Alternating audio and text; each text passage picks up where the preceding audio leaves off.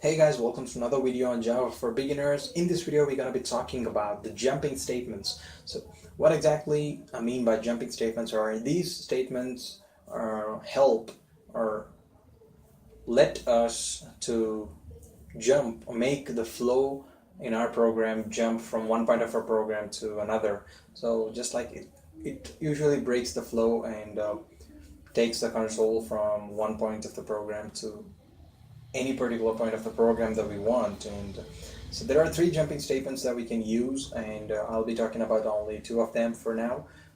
That is the break statement, the continue statement, and there's also one that's called return statement. So we'll be talking about the return statement in later part of this tutorials. So let me just demonstrate the usage of break statement. So as we saw in the last video, the break statement can be used to break out of a looping statement like a for loop, for example. So we can use break statement to break out of multiple for loops, like a nested for loop.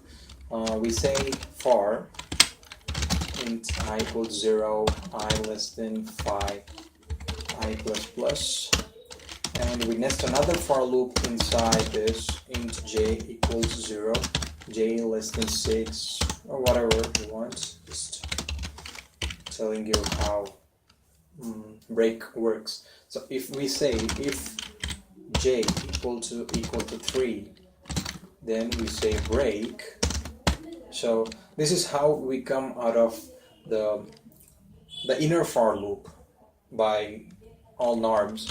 Like break always lets us break out of the immediate for loop. So what we're going to do is we're going to name this for loop, the outermost for loop, as outer loop, and so that's how you label in your Java program. You write the name of the label and use colon, and there you go.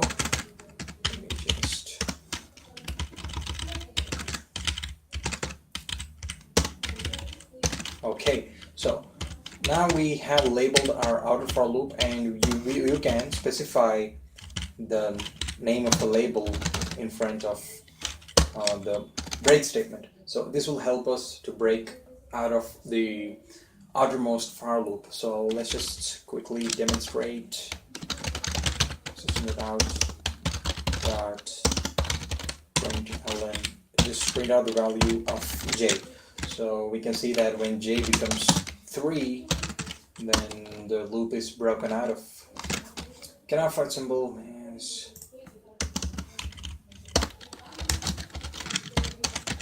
okay. Again.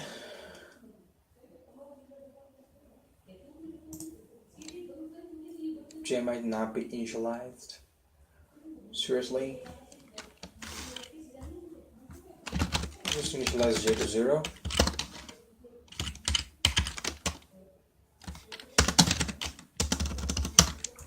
Okay, yeah. So when we use labels to name loops, you can break out of how many ever loops you want using the break statement. So that is one use of break statement. We also have another statement called as continue. So whenever you want to skip the execution of a set of statements inside a loop, not bothering about the condition, then you use this statement. For example, say I equals 0, we just initialize it. Okay, I less than 5, I plus plus, or let's just say you want to print the numbers from 1 till 20, and you only want to print the even numbers or just odd numbers. Let's say if I mod 2 equal to 0, continue, and this is the out of print ln I just print everything in the same line. Okay, everything works. Okay, there you go. So it prints out only the odd numbers whenever we have used an operator that's I mod 2. This is called as a modulus operator. So what it does is it divides the given number. So it divides I by 2 and returns the remainder. So if the remainder is 2, whenever you divide a number by 2, then it's considered as it is an even number.